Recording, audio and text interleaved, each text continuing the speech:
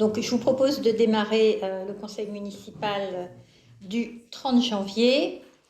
Donc, en tant que secrétaire de séance, je propose Eddy Sétian. Et nous avons plusieurs pouvoirs. Donc, pouvoir de M. Romero à Mme Héon, M. Curuchet à M. Robert, Mme Bellini à M. Sereuil, M. Choucroune à Mme Flamand, Mme Lamère à M. Masson et M. Ménigoz à Mathieu Royer. Donc, en ce qui concerne l'ordre du jour, donc le premier point concerne le compte-rendu du conseil municipal du 28 novembre dernier. Y a-t-il des remarques? Non, adopté à l'unanimité. Je vais maintenant laisser la parole à Bernard pour nous parler de création de poste, du rapport social unique, de la convention unique de médecine préventive avec le CDG et de la convention unique annuelle d'émission avec le CDG. Merci, bonsoir.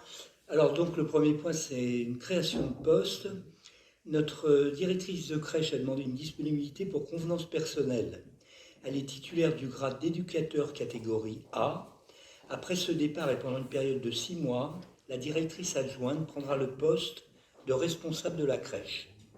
Dès lors, afin de remplacer le poste d'adjoint de direction de la crèche, il sera nécessaire de recruter une infirmière en soins généraux et donc de créer un poste d'infirmier catégorie A. Après 6 mois de disponibilité de l'ancienne directrice, il sera possible de fermer le poste d'éducatrice.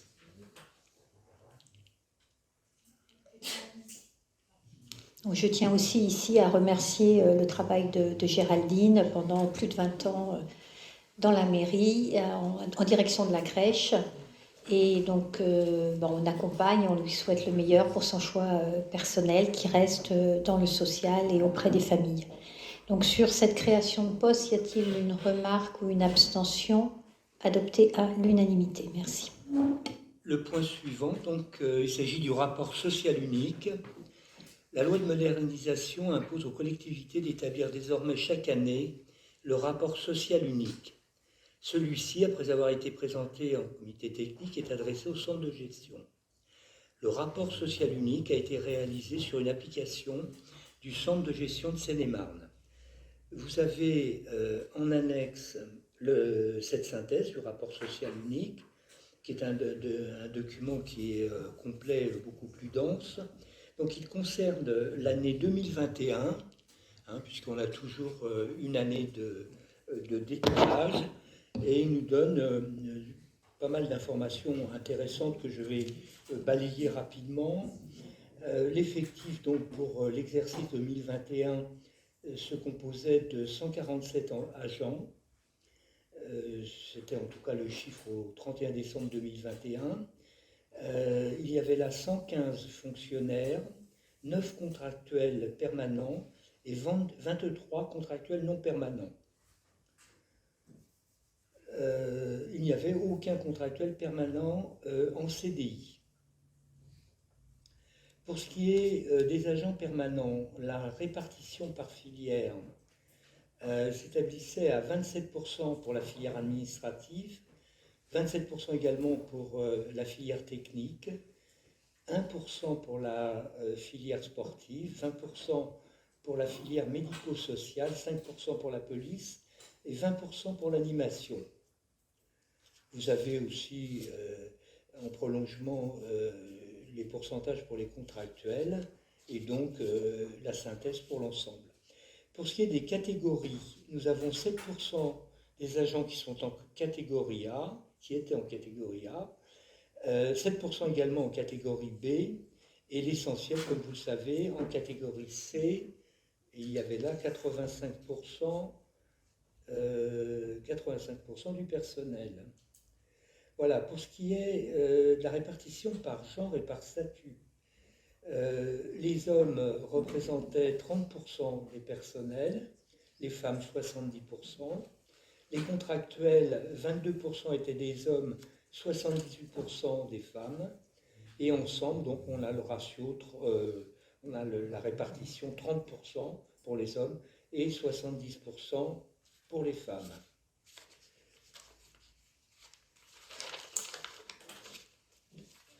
Le temps de travail, vous l'avez là, je vais peut-être passer sur peut-être des choses qui sont importantes, mais ça me permettra de balayer plus rapidement. Les mouvements, nous avons eu en 2021 20 arrivées d'agents permanents et 12 départs. En matière d'évolution professionnelle, il n'y a eu aucun bénéficiaire d'une promotion interne sans examen professionnel. 3 lauréats d'un concours d'agents déjà fonctionnaires dans la collectivité. 47 avancements d'échelon et 5 avancements de grade. Des sanctions disciplinaires, il y en a eu 2 qui ont été prononcées en 2021 et ils portaient sur la qualité de service. Voilà. Nous avons là les budgets rémunération.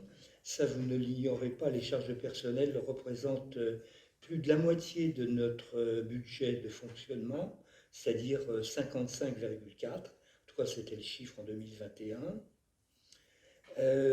Dans les éléments qui sont un petit peu variables, on va dire, on relèvera que les heures supplémentaires ont coûté à notre collectivité 38 378 €. Il s'agissait donc du paiement de 1502 heures supplémentaires, et vous le savez, qui ne concerne essentiellement que la police municipale. Pour ce qui est des absences, le taux d'absence en moyenne est de 24,8 pour tout motif médical en 2021 et par fonctionnaire. Vous avez ensuite le taux d'absentéisme en fonction du statut des agents.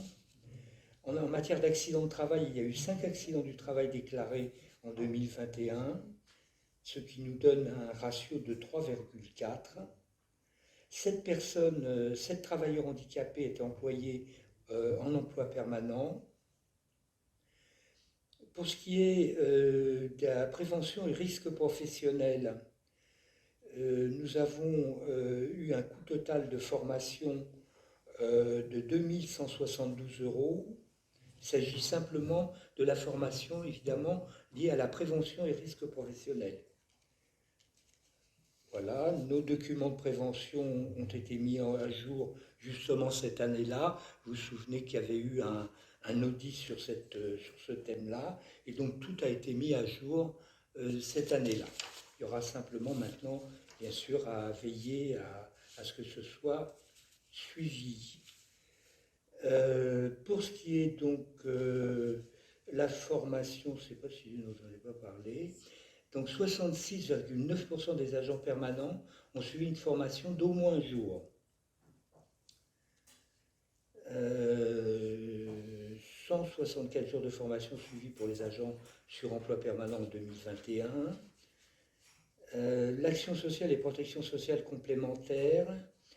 La collectivité participe financièrement à la complémentaire santé. Vous savez que nous avons mis ce dispositif en place, et le montant des participations de notre collectivité à cette complémentaire santé, qui concerne quasiment tous les agents, a été de 21 962 € pour l'année 2021 et représentait donc 431 € par bénéficiaire. Voilà, je crois que j'ai dit là l'essentiel. Vous pouvez évidemment me poser des questions si je peux y répondre, sinon j'irai chercher les réponses. Alors justement, en parlant d'aller chercher les réponses, il y avait 2 points qui avaient été soulevés lorsqu'on a eu la réunion plénière. Donc le premier était sur le taux d'absentéisme que Bernard a indiqué de 24,8 jours en moyenne. Donc j'ai demandé au service RH de m'indiquer le nombre de jours de congé maladie et de congé maternité pour essayer de faire une proportion, d'accord? Donc sur l'année 2021, on avait 1023 jours de congé maladie et 1004 jours de congé longue maladie, et pas les maladies courtes, hein, donc les maladies pathologiques qui vont au-delà de 6 mois. Et en congé maternité, on avait 1004 jours. Donc, ce qui fait 2027 jours au total. Si on considère au grand maximum qu'on a 160 agents, ça fait 12,5 jours par agent. Donc, ça fait la moitié à peu près des 24,8. Ce qui veut dire que la durée moyenne d'absentéisme, elle est de 12 jours par an, qui comprend à la fois les arrêts Covid, les arrêts enfants malades et puis évidemment les arrêts maladie des agents. Le deuxième point qui avait été évoqué concernait la formation. Donc, puisqu'on s'étonnait qu'effectivement en 2021, le nombre de jours de formation soit relativement faible, dans la mesure où les agents sont régulièrement mis à jour sur toutes les normes de sécurité, que ce soit dans les groupes scolaires ou autres, et qu'il y a une certaine catégorie d'agents, notamment les policiers municipaux, qui doivent suivre réglementairement des formations longues pour avoir le port d'armes, etc. Or, en fait, en 2021, il n'y a pas eu de formation longue au sein de la police municipale. Donc le nombre de jours de formation par agent qu'a communiqué Bernard comprend bien l'ensemble des journées de formation de l'année 2021. Voilà. Donc je pense qu'après sur 2022, forcément ça va remonter, puisque bon, le Covid est aussi passé par là. En 2021, il y avait des reports de formation, mais c'était bien le nombre exact. Voilà. Donc avec la prise en compte de ces deux petites remarques supplémentaires, est-ce qu'il y a éventuellement d'autres questions qui seraient soulevées? Non, moi je vous propose d'adopter ce rapport à l'unanimité. Donc avec le centre de gestion, Bernard. Alors, il s'agit là d'une autorisation de signature d'une convention unique de médecine préventive, justement par le centre de gestion. C'est une convention qui existe depuis pas mal de temps chez nous, depuis toujours, et qui est à renouveler comme chaque année. Je vous rappelle que cette convention nous garantit l'organisation des comités médicaux, les conditions d'aptitude physique et du régime de maladie des fonctionnaires territoriaux. Celle-ci permet à la collectivité de prendre les dispositions nécessaires pour éviter toute altération de l'état de santé des agents du fait de leur travail. Voilà. Donc, nous sommes satisfaits, et puis, j'allais dire, on n'a pas trop le choix parce qu'il n'y a pas beaucoup d'autres organismes qui pourraient assurer ce travail-là. Donc, voilà, je vous invite à donner, si vous le voulez bien, un avis favorable au renouvellement de cette convention, en dépit du fait qu'elle a perdu un petit peu, j'allais dire, de l'étendue qu'elle avait initialement, puisque nous n'avons plus toujours à disposition un médecin. Le centre de gestion souffre, comme toutes, j'allais dire, ces organismes-là, du manque de médecins, de manque de soignants, ce qui ça se répercute sur leurs activités. Et donc, ils ont beaucoup de mal à mettre à disposition des médecins quand on en a besoin. Voilà. Mais je crois qu'il est important de renouveler cette convention. Donc, sur l'autorisation de signature, je pense que nous sommes tous d'accord, adopté à l'unanimité. Un autre point, c'est encore une signature de convention unique annuelle des missions au centre de gestion. Vous savez que le centre de gestion, vous le devinez, est un acteur incontournable dans l'aide aux collectivités. Et donc, comme tous les ans, nous signons une convention avec le centre de gestion de Seine-et-Marne afin de bénéficier des prestations supplémentaires, à savoir les formations sur le statut, les formations sur l'hygiène et la sécurité, donc les visites de l'ACFI, formation pour l'assistant préventeur, etc., les calculs et les dossiers des pertes d'emploi pour les fonctionnaires. C'est donc sur ce volet-là, le centre de gestion apporte une aide, une assistance significative à nos services des RH. Et ça existe aussi, j'allais dire, depuis que nous adhérons au centre de gestion. Sur cet accompagnement par le centre de gestion pour les formations et l'étude des dossiers des fonctionnaires, adopté à l'unanimité. Je vais maintenant laisser Marina nous parler de nouvelles ou d'un petit ajustement concernant les modalités de réservation de l'étude dirigée. Bonsoir. Donc, l'étude dirigée s'est mise en place à partir de l'année dernière. Actuellement, elle est réservable du jeudi midi pour le lundi suivant. Or, elle est victime de son succès, donc nous avons des difficultés à embaucher des encadrants pour encadrer des groupes de 12 enfants et pouvoir donner ce niveau de service qui est attendu par rapport à ces études dirigées. Donc aujourd'hui, le service face à des absences ou à voilà, des contractuels qui ne sont pas forcément disponibles systématiquement toutes les semaines, a des difficultés d'organisation. Donc il est nécessaire de revenir à une organisation qui permette de fournir le service tel qu'il est dû par rapport à cette attente d'études dirigées. Et donc, de revenir en fait à une réservation des études dirigées sur une période de vacances à vacances avec une fermeture des réservations 2 semaines avant. Aujourd'hui, il y a 2 services qui sont réservés par rapport à ces études, 2 services différents pour les familles, le service études et le service études plus accueil soir, de façon à ne pas pénaliser les familles sur la partie de réservation de l'accueil soir et de ne pas lier cette réservation-là à celle des études. Nous allons scinder en 2 études plus accueil soir, et donc les parents réserveront les études dirigées sur la période complète de vacances à vacances et l'accueil soir comme habituellement du jeudi midi pour le lundi suivant sur toutes les périodes. Voilà, donc il existera un nouveau service qui s'appellera accueil soir après études. Donc les familles qui auparavant ne cochaient qu'une seule case pour l'étude en cocheront 2. Ça n'a aucun impact au niveau des tarifs puisqu'on a juste scindé le tarif en 2. Tout simplement, l'étude reste au même tarif et l'accueil soir après étude, c'est la différence entre voilà, l'étude plus accueil soir moins l'étude. Voilà. Est-ce qu'il y a des questions par rapport à ça ou des remarques ?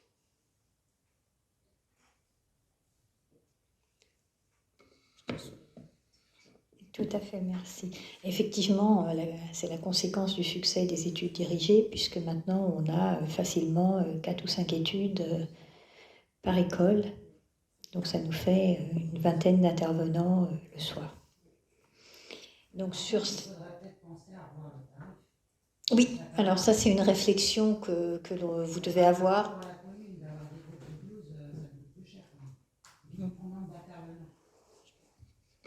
Je peux peut-être répondre à Valérie. Oui, bien sûr. Par contre, on ne souhaitait pas le faire de façon déconnectée du reste.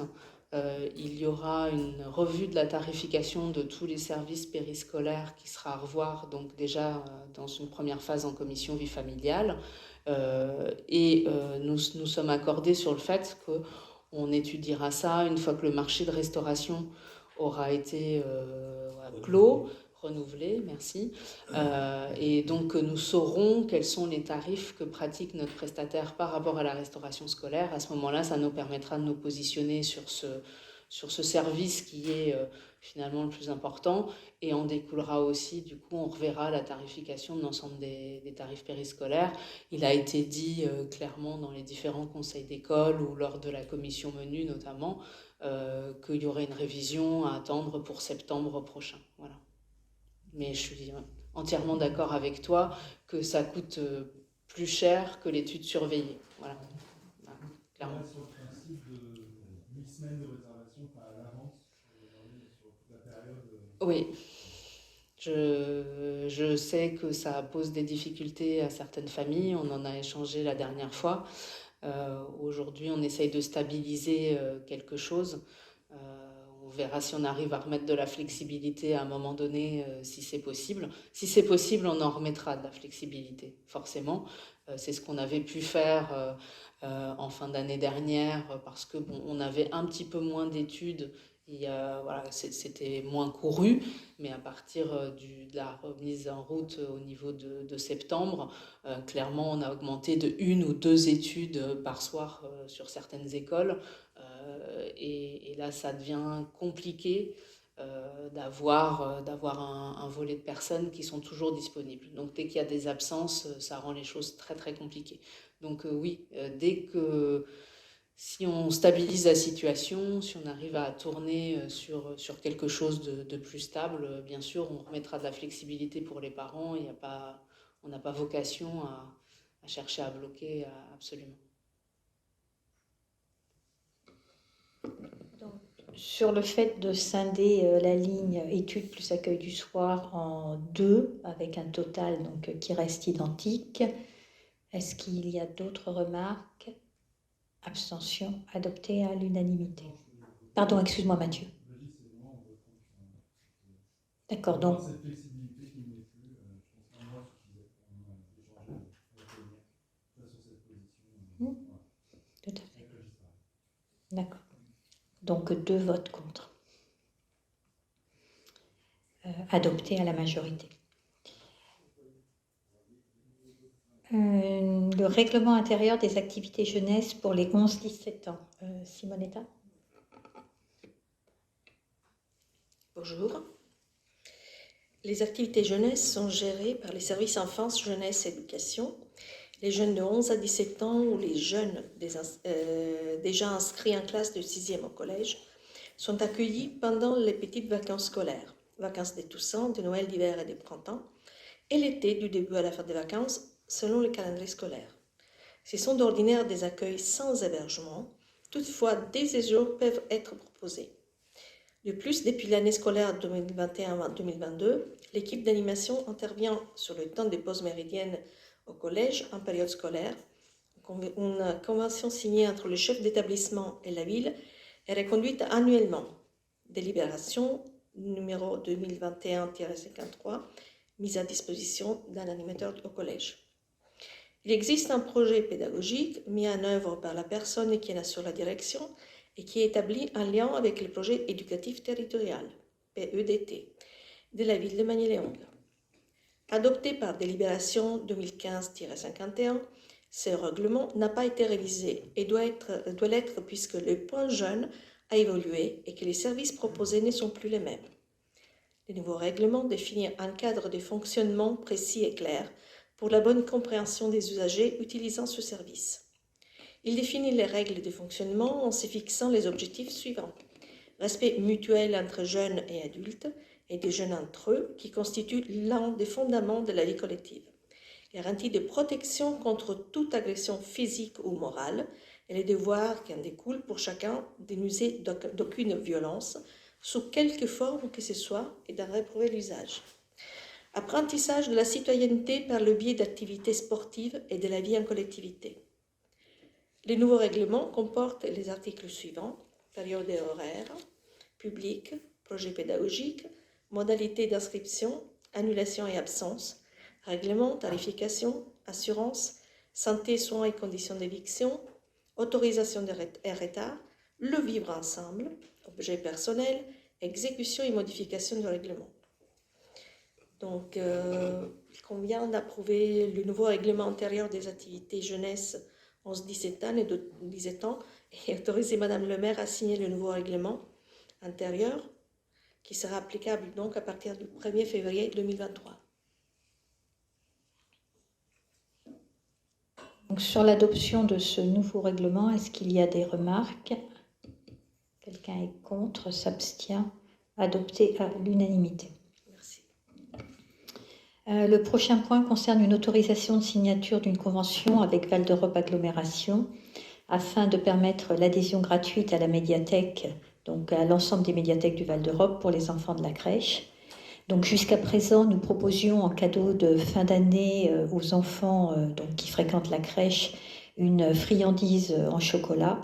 et leur est proposé dorénavant donc, de pouvoir bénéficier d'une adhésion gratuite au réseau des médiathèques du Val d'Europe. Donc 559 enfants seront concernés pour un coût de carte de 5 € l'unité. Donc globalement, le budget est identique, simplement on remplace les chocolats par une action culturelle et je vois tout de suite nos médecins qui approuvent du chef. Donc sur cette modification donc, de type de cadeau et la signature de convention qui en découle, Alain. Juste une réflexion, c'est une très bonne idée, mais vu le coût, et je pense que ça irait dans le sens, et je pense que mon voisin ne va pas aller contre moi, ça serait plutôt que de faire des conventions avec Val d'Europe, etc. Est-ce que ça ne pourrait pas être une idée de Val d'Europe tout court, et d'offrir ça à tous les gamins, en tout cas au niveau, même au-delà de la crèche, au niveau des moins de 3 ans. Je crois qu'aujourd'hui, c'est offert aux enfants qui entrent en CP. Et le fait qu'on ait demandé à signer cette convention avec Val d'Europe Agglomération a effectivement fait des émules. Et notre vice-président à la culture, Ghislain, trouve qu'effectivement c'est une bonne idée et donc va le proposer pour l'ensemble des très jeunes enfants puisque effectivement ça les met au contact du livre et que nos médiathèques sont équipées pour les recevoir. Donc on a effectivement fait des émules en la matière. Et on ne peut que s'en réjouir, absolument. Donc sur la signature de la convention, je pense qu'il n'y a pas de sujet, adopté à l'unanimité. Le point suivant concerne le renouvellement de la convention d'objectifs avec l'Amicale du personnel. Donc l'Amicale du personnel est une association à laquelle l'ensemble des agents municipaux peuvent adhérer. La plupart d'entre eux d'ailleurs en sont membres. Il nous est demandé de renouveler donc cette convention d'objectifs qui est identique à celle de l'an passé. Donc, est-ce qu'il y a des remarques adoptées à l'unanimité? Et donc l'Amicale du personnel reçoit chaque année une subvention de la part de la mairie.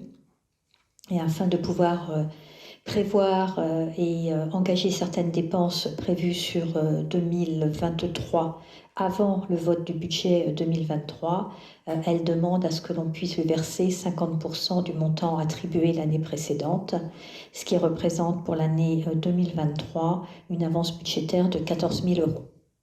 Donc, ce qui leur permettra effectivement d'effectuer des réservations pour des activités au printemps, en été. Et puis, je crois qu'ils ont déjà organisé une soirée aussi sur fin janvier. Donc, sur le vote de cette subvention de 14 000 €, est-ce que quelqu'un est contre? S'abstient? Adopté à l'unanimité. Je laisse maintenant Suzanne nous parler de la subvention pour les 10 km de Magny. Bonsoir. Alors, chaque année, la commune organise une épreuve sportive appelée les 10 km de Magny. Pour assurer l'organisation de l'événement, il est fait appel à l'association Les 10 km de Magny, organisation gérée par l'association. Date de la manifestation le 19 mars 2023. Nombre de participants environ 600 personnes. Une course adulte et 2 courses enfants. 15 €, le droit d'inscription est gratuit pour les enfants. Lieu de manifestation, c'est la demande de mise en place en intérieur pour l'édition 2023. Une personnalité présente, c'est Ladji Doukour, 2 fois champion du monde en athlétisme. Aide de la commune, c'est subvention de 3 500, mise en place du matériel par les services techniques et réunion de sécurité en mairie. Communication sur les différents supports communaux. Il est demandé au Conseil d'autoriser le versement de cette subvention par anticipation sur le BPI de 2023. Il ne faudra pas oublier aussi que l'association sera présente gracieusement lors du Trail Junior en 2023. Effectivement, c'est une édition des 10 km qui existe maintenant sur la ville depuis près de 10 ans et qui remporte un franc succès, donc avec toujours les mêmes organisateurs. Donc on propose de reconduire le même montant de subvention de 3 500 €. Est-ce que quelqu'un est contre? S'abstient? Adopté à l'unanimité. Donc en l'absence de Laurent ce soir, je vous présente le point sur la tarification des manifestations culturelles.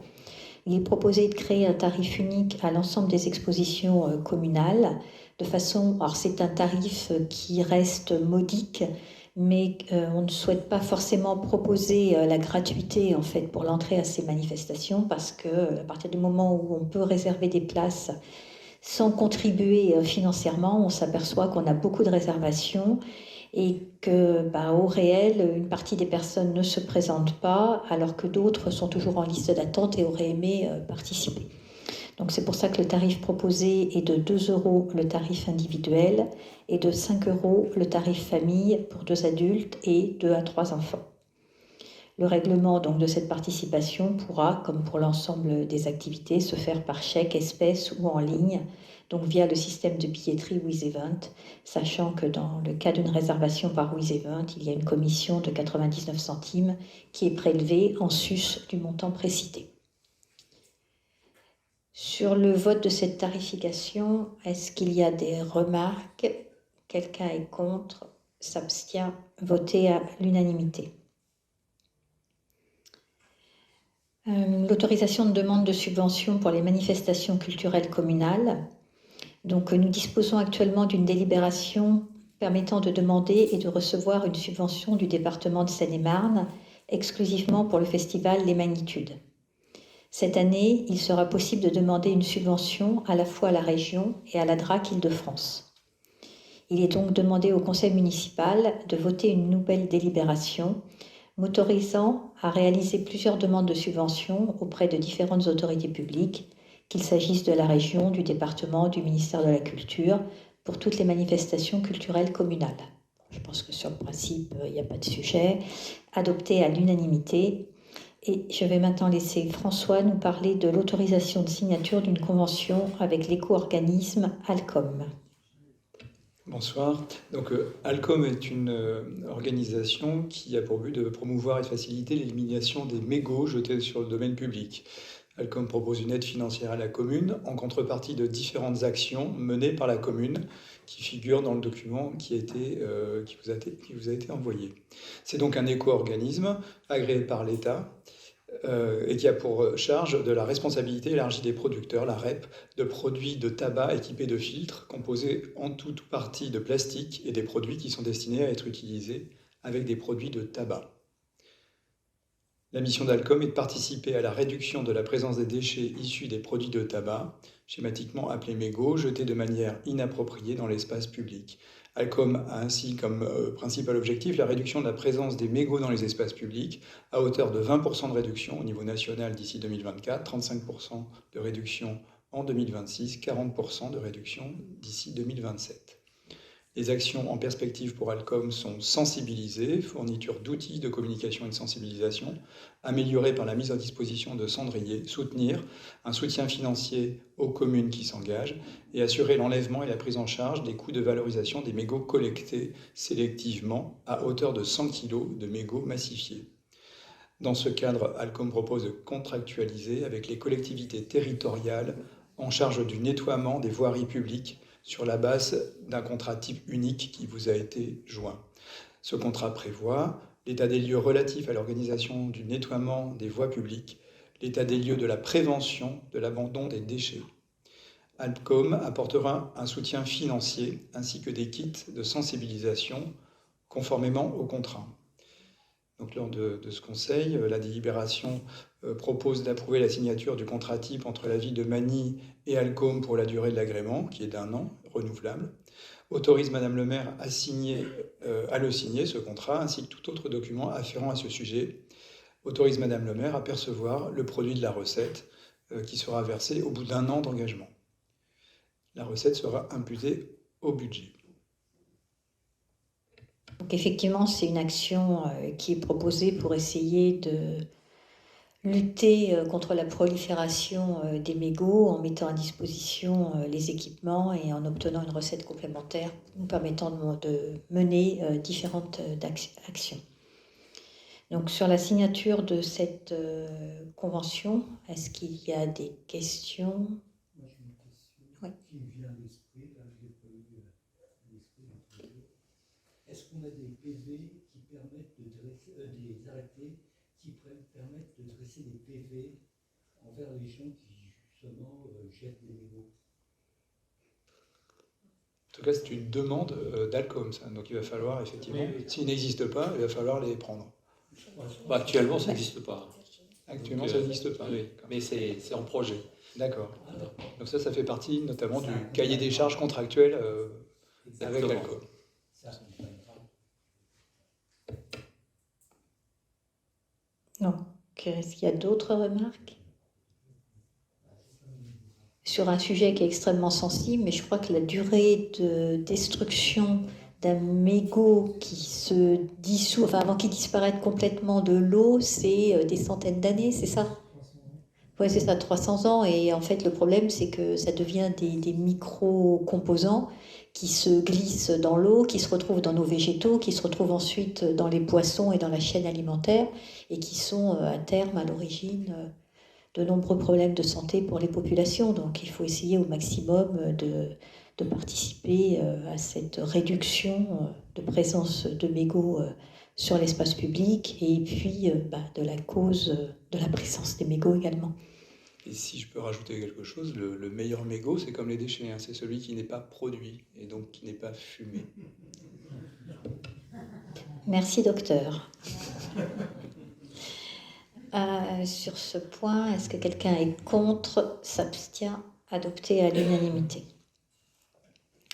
Donc, comme vous le savez, l'ensemble des dépenses effectuées par la commune donc, sont transmises à la trésorerie de Chelles et imputées sur un des comptes du budget municipal. Il se trouve que pour les dépenses que nous imputons sur le compte 6232, qui inclut la rubrique fêtes et cérémonies, la trésorerie de Chelles nous demande de bien préciser quelles sont les dépenses qui concernent ce compte.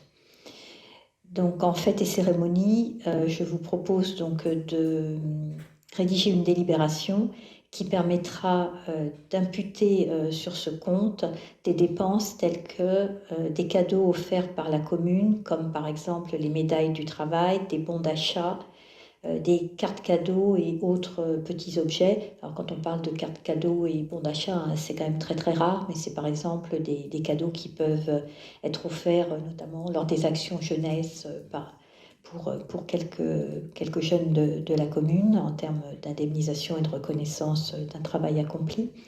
Ça peut être également, enfin ce serait également les bouquets de fleurs, les couronnes et les gerbes, notamment celles qui sont déposées lors des cérémonies civiles ou officielles, ou malheureusement parfois quand on doit aller à un enterrement. Les frais de fanfare pour les commémorations officielles, les frais de restauration sur présentation détaillée des convives et de l'événement, notamment les frais de restauration lors des manifestations artistiques et autres, puisque lors de certaines manifestations, on peut être amené à héberger et à prendre en charge les frais de nourriture des artistes, les frais de SACEM, de traiteur et achat de boissons lors des manifestations ou événements sur la commune, le feu d'artifice du 14 juillet, tout ce qui peut être friandises, viennoiseries, amuse-bouches, galettes, que l'on peut être amené à commander lorsqu'il y a, à l'issue d'une réunion de quartier, lorsqu'il y a une réunion de début d'année autour d'une galette avec les assistantes maternelles ou les parents d'élèves élus, ou lorsqu'on organise la cérémonie des vœux avec les commerçants ou les associations par exemple, ou lors de la remise des médailles du travail. Les achats de sapins et petites décorations pour les fêtes de Noël. Donc cette liste pourra éventuellement être complétée par décision du maire. Dans ce cas, elle serait réactualisée en fin d'année par une nouvelle délibération et donc le point sera à nouveau présenté à l'ordre du jour. Donc sur la rédaction de cette délibération et l'imputation donc, de ces différentes lignes sur le compte 6232, est-ce qu'il y a des remarques ? Véronique, on propose d'ajouter, pour éviter que tu prennes une décision du maire dans la foulée, 2-3 éléments, si tout le monde en est d'accord. Donc on proposait d'ajouter de la vaisselle jetable ou non. On pensait par exemple au verre lors des magnitudes. Des goodies, des petits goodies qu'ils pourraient avoir besoin. Et tout ce qui est petite décoration, pas spécifiquement pour Noël, de façon plus générale. Si vous êtes d'accord sur ces modifications. Est-ce que ça représentait comme budget les 10 enveloppes Dans le développement durable. Est-ce qu'on a une idée de l'enveloppe du compte 6232 ? Non, je sais pas là. On vous répondra ultérieurement. Clément vous enverra un petit mail avec le montant. Ça ne se monte pas à des sommes. Je pense que la ligne qui est la plus... alors, le feu d'artifice, hein, de mémoire, je crois que c'est 5 ou 6 000 euros, si je ne me trompe pas. Et il y a les frais, effectivement, de nourriture. Et a priori, là, il n'y a pas l'hébergement dans la délibération. Donc, s'il y a les frais de nourriture, c'est souvent pour les artistes, en fait, à l'issue des pièces de théâtre. Où on a un traiteur qui amène un repas, enfin c'est une tradition quand il y a des artistes, et donc on a parfois une dizaine de personnes qui sont amenées à dîner dans la salle des fêtes à l'issue d'une pièce de théâtre. Après, pour le reste, en ce qui concerne les cadeaux, les bouquets de fleurs ou les frais de SACEM ou boissons, ça reste quand même relativement mineur. Donc, je pense qu'on est à quelques milliers d'euros.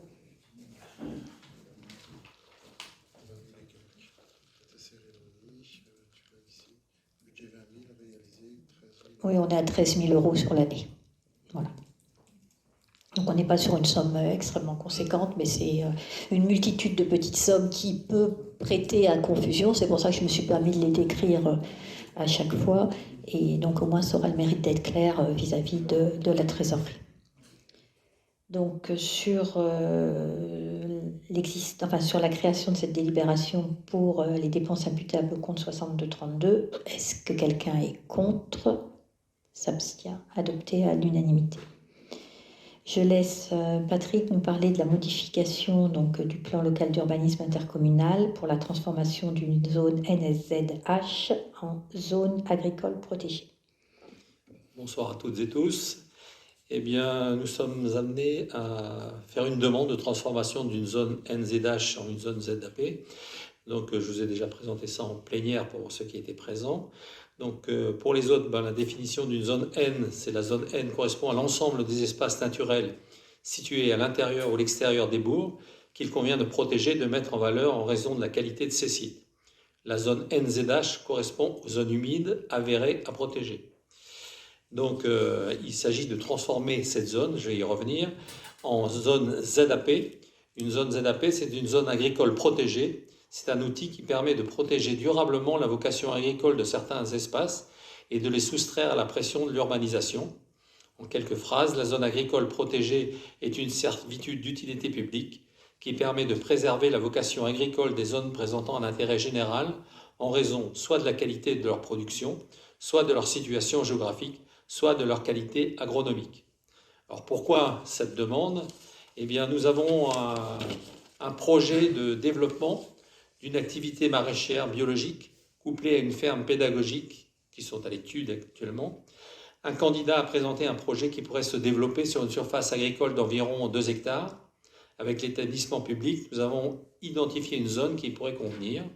Cette zone est actuellement cultivée par un agriculteur et se situe le long de la RD 93 entre l'aire d'accueil des gens du voyage et le cimetière de Montry. Cette zone comprend 2 parcelles. La première cadastrée 847, qui appartient à EPA France, et la deuxième cadastrée 776, toujours sur le territoire de Magny, mais qui appartient à la ville de Montry. Un agriculteur exploite actuellement ces parcelles. Une convention d'occupation précaire régit le terrain d'EPA France. La mise à disposition pourrait intervenir après la récolte prévue en juillet 2023. Pour le terrain appartenant à la ville de Montry, il convient de vérifier les clauses du bail à fermage, c'est en cours. Le classement en ZAP de cet espace a pour but de donner des garanties à l'exploitant sur la non-urbanisation de ces terrains. Donc si vous en convenez, on officialisera la demande de classement de ces terrains au PLUI par une délibération. Donc c'est une demande qui va être faite à VEA, mais on est obligé de délibérer ce soir sur ce sujet. Donc si vous avez des questions... Je pense d'ailleurs qu'il faudra une délibération du conseil communautaire derrière, non ?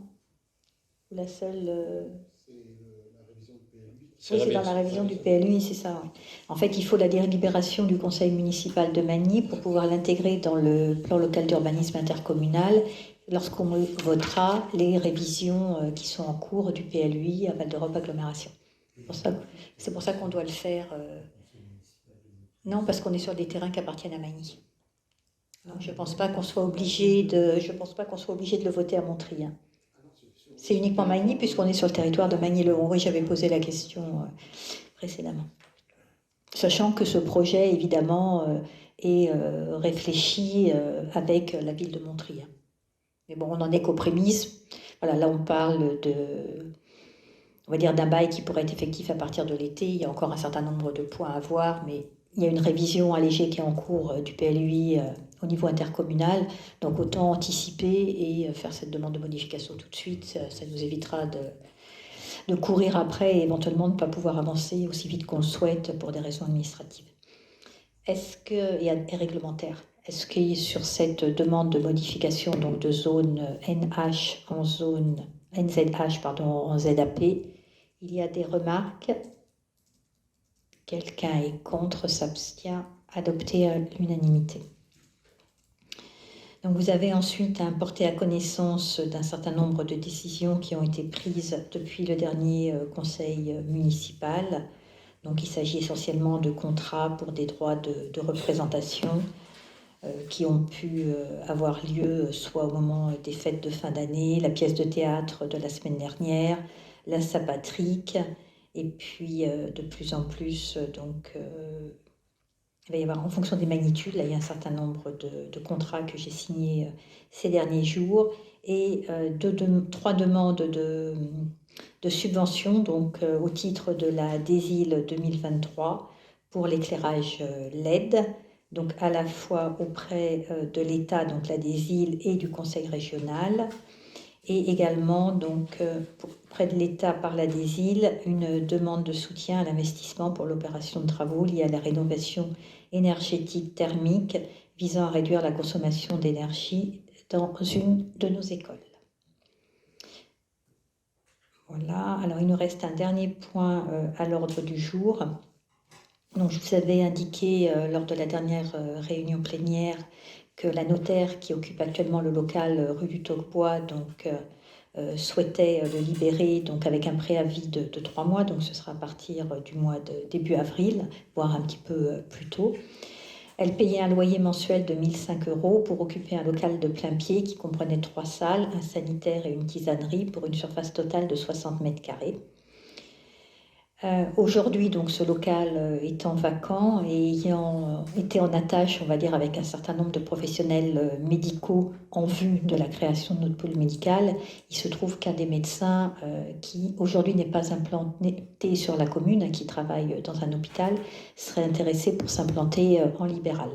Donc, je lui ai proposé de louer ce local. Nous sommes allés le visiter et donc il serait d'accord pour louer la salle principale de ce local, sachant que la plus grande pièce, elle, resterait une partie commune, puisqu'il y a 3 salles, plus une grande cuisine, salle à manger.